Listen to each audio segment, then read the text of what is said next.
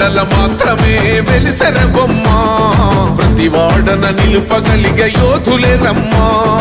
ఒక వాడకి పరిమితమా అంబేద్కరుడు, ప్రతి వాడికి హక్కులను పంచిన వాడు. తను రాసిండు రాజ్యాంగం దేశం కోసం, తను చేసిండు పోరాటం అందరి కోసం. తను రాసిండు రాజ్యాంగం. ఆనాడు బాబాసాహెబ్ అంబేద్కర్ గారు రాజ్యాంగం రచించినప్పుడే రాజ్యాంగంలో ఉన్నటువంటి మొట్టమొదటి మూల సూత్రం సమానత్వం అయితే, ఆ సమానత్వంలో మనందరి యొక్క నిమ్న జాతులందరికీ కూడా ఎస్సీ ఎస్టీ బీసీ మైనారిటీలందరికీ కూడా లాభం జరగాలని చెప్పి, ఈ సమాజంలో అందరితో పాటు సమానమైన గౌరవము, సమానమైన అవకాశాలు, సమానమైన స్వేచ్ఛ ఖచ్చితంగా మనకి ఉండాలని చెప్పి, విద్యా అవకాశాలు గాని, ఉపాధి అవకాశాలు గాని, ఆర్థిక స్వావలంబన గాని ఇవన్నీ కూడా మనకి దక్కాలని చెప్పి ఆర్టికల్ 14, ఆర్టికల్ 15 ద్వారా మనకి రాజ్యాంగంలో పొందుపరిచినందుకు గౌరవనీయులు పెద్దలు బాబాసాహెబ్ అంబేద్కర్ గారిని